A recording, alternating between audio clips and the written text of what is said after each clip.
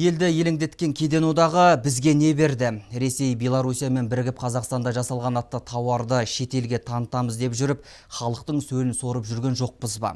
Сенатор Қожахмет Баймахановтың қолындағы мәліметіне сүйенсек, өз тауарларымыз өз елімізде өгейдің күйін кешуде. Ал бұған биліктегілер не демек? Отандық өнімдерді отаршылдыққа апаратын тура жол бұл кедендік одақ. Әсіресе ауыл шаруашылығы өнімдерін туралататын тура жол. Халық қалауларының бүгінгі кедендік одаққа деген реніші осы сарында болды. Ресми мәліметтерге жүгінсек, Қазақстан әлемге тауар шығарудан 42-ші орында. Алғашқы үштік уран, астық, цинктің еншісінде. Байқап отырсаңыздар, дайын өнім емес, тек шикізат. Кедендік одақ арқасында Қазақстанда жасалған деген өнімдерімізді шетел таниды деген үмітіміз көкке ұшқандай. Керісінше, сырттан келетін тауар өнімі ұлғайды. Әсіресе ауыл шаруашылық саласындағы. Тіпті күлкілі жағдай, жылқы етінің импорты 64%-ға өскен. Канина өзіміздің жылқымыз жетіп жатыр ғой. Мен білем, ана Беларусиядан, беларустардың кәрі жылқыларының бәрін алып келіп, қазір сатып жатырмыз. Ана Казпотреб, жаңағы не дейді, жаңағы құрған ана, баяғы санэпидстанцияның орны. Сол службаны құрылғанына да уже бір жылдай болып қалды. Bir жұмысшы ғана істеліп жатқан. Молоко обработанный дейді, 28%. Кисломолочное 17%. Доля импорта из стран таможенного союза в общем объеме импорта составляет 41%. К товарам, по которым доля импорта превышает 50%, можно отнести дейді, рис 89%. Қызылорда облысына рисы деген, екі Қазақстанға жететін Қызылорда облысының күріші бар ғой. Неге осыларға сіздер кедергі қоймайсыздар? Яйцо 99%, мука өзіміздің деген қанша мысалы ұн шығарып жатқан елеріміз бос тұр. 92%, крупа 87%, макарон 78%, колбасные изделия 97%, обработанное молоко 72%, кисломолочное молоко 96%. Соль. Айналай Ерболат Асқарбекұлы, бізде Аралда деген самый высококачественный Құдайдың кәдімгі ашық солі жатыр. 96% мы тұзды кіргізіп жатырмыз. Бұл не деген масқара бұл енді? Бұл ана таможенный союздағымыз. Ертең ұтыға кірсек, общем біз оны өлеміз ба сонда?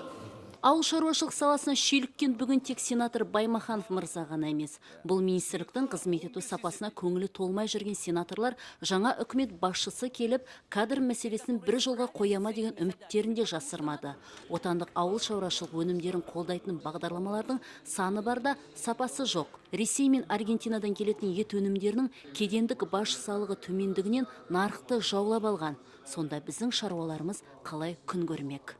Я хочу обратиться к новому премьер-министру. Мен жаңа премьер-министр Кәрім Қажымханұлы Мәсімовке ауыл шаруашылығы саласын салмақты бақылауға алу туралы өтініш жасағым келеді. Бәлкім үкіметтің жаңа құрамын жасақтау барысында ауыл шаруашылығы саласының алдында тұрған міндеттерді шеше алатындай адамдардың кәсібилігіне барынша назар аудару керек болар. Өйткені ұдайы бір нәрсені естуден жалынды баянаттан жалықты. Мен депутаттық сауалда жолдадым. Ауыл шаруашылығы министрлігінің қызметкерлеріне тікелей шықтым. Менің ойымша ауыл шаруашылығы министріндегілер кәсіби емес, олардың өздері де дым білмейді, елі де тыңдамайды. Бұған дәлел де жеткілікті. Мұндай жағдайда ауыл шаруашылығы министрлігінде кімнің министр болуы керектігін, министрлікте кімнің жұмыс істеу керектігін ойлану керек. Халық қалауларының ашуын туғызғаны тарифті квоталар қолдануға қатысты заң жобасы болды. Бұл туралы мінбеде сөйлеген экономика және бюджеттік жоспарлау министрінің міндетін атқарушы Ерболат Досаевтың сөзіне сүйенсек, құжатта тарифті квота көлемін анықтау кезінде бірінші кезекте Ресей Федерациясының міндеттемелері бойынша көлемі ескерілмек. Одан соң барып Беларусь пен Қазақстан. Осылайша ауыл шаруашылық тауарларының жекелеген түрлеріне тарифтік квоталардың көлемі анықталды.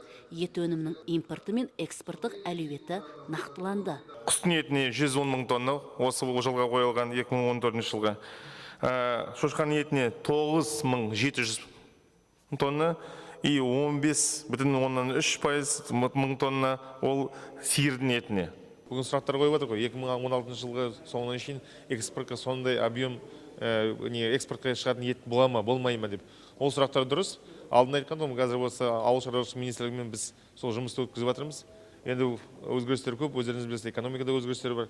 Соған қарағанда бүгін беріп жатқан мемлекеттің қолдауы жете ме жетпей ме, сол жұмысты бітіргеннен кейін осы 2015-2016 жылға арналған бюджетті жоспарлағанда соның бәрін проблемалар шешеміз. Әзірге экономика және бюджетті жоспарлау министрінің міндетін атқарушы Ерболат Досаев мырзаның халық қалаулылары алдына тариф мәселесіне қатысты заң жобасы осылайша қызу талқыға түсті. Депутаттар кедендік одақ аясында онсыз тынысы тарылып бара жатқан ауыл шаруашылық өнімдерін қолдаудың орнына сырттан келетін импортқа квота берулеріне наразылықтарын білдірді. Айтысты, тартысты, өз пікірлерін білдірді. Жаға жыртысып шекіспесе де эмоцияға біраз ерік берілді. Алайда дауыс беру кезінде қатысып отырған халық қалауларының барлығы да бұл өзгерісті қолдады. Жанерке Жұматаева, Евгений Воробьев, СТВ телеарнасы.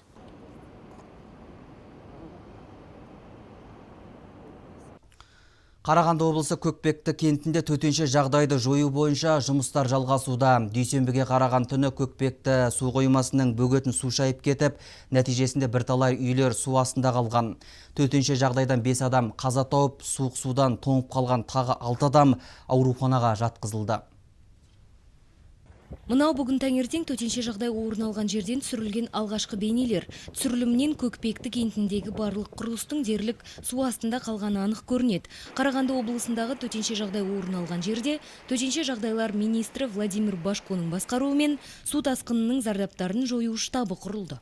Мы сейчас увидели, что Комиссия барлық көшелер бойынша зерттеу жүргізуде, мал шығыны бар ветеринарлық қызметте жұмыс істеуде. Табиғи апаттың зардабын жою үшін суды сорғызу жұмыстарының маңызы зор.